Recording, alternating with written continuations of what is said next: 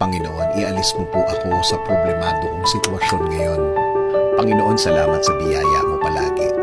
Alam po namin na ito ay bago tuwing nagsisimula ang araw namin. At alam po namin na hindi mo kami bibiguin, Lord. Thanks for always being there. Thanks for always being